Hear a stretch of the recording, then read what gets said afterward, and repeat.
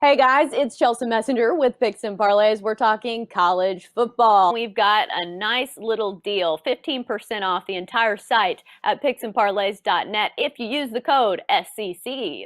Got Chip Chirimbes joining us, who's been really hot on college football, 4-0 on last Saturday and 6-1 over the last 2 weeks. So he knows what he's talking about when it comes to college football. Right now we're talking Miami and Florida State.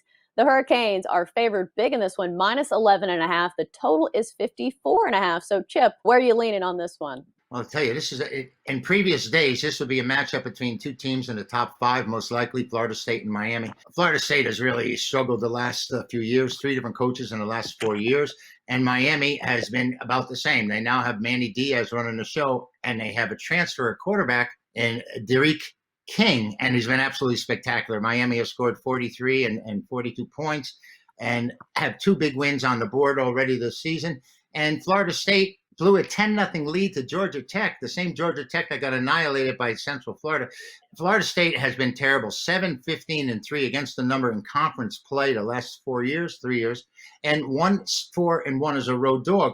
But you know something? They do get up to play the Miami Hurricanes. They're 6-1 against the number, Chelsea ball playing in Miami. Problem here, there's so many different nuances to this game. The Florida State head coach got the virus. He's going to be coaching, I don't know, extemporaneously. Somehow he's not going to be in attendance. And the thing that the Seminoles have going for them is that in this series, in the last 14 games, the road team has covered 12 times.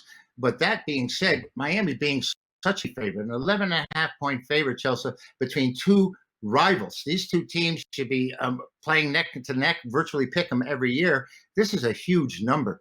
Now, the total, which was at 57 as an opener, came out and went down to 53. It's going up to 54.5, like you said. I think it might be the way to go here because the under in Miami, between these two, the last 9 times they played, has worked out. 8 out of 9 have gone under, and Miami's gone under 7 of the last 10. So I think rather than worrying about if Florida State can get it together and play with this Miami and worry about this containing King, I think that's going to be their main goal. Florida State has not been able to put points on the board. I look for this game to stay under the total. In the past, I would definitely say take the under and the underdogs because these games historically have been pretty close. Of the last 6 meetings, 5 of those decided by 5 points or less.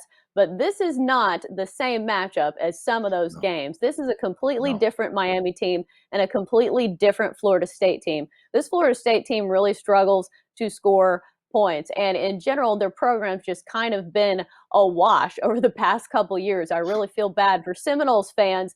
And as you mentioned, their head coach has coronavirus. I guess he's been trying to prepare for Miami via Zoom, via Skype.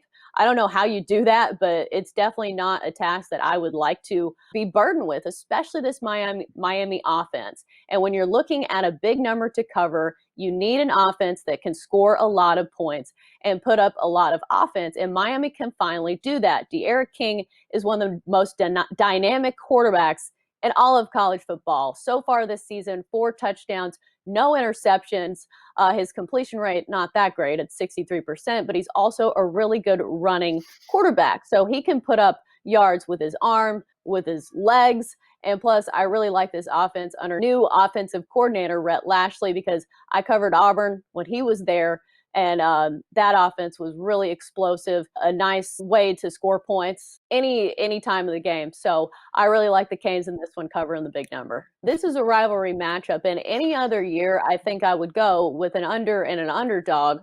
But it's just Florida State's been so bad. And Miami, they're so explosive and they can score so many points that it's different this year, I think. Absolutely. That number scares me, 11.5. I don't ever remember this rivalry having that kind of a number on it. It's a tough call. I think the way to go is to play the under.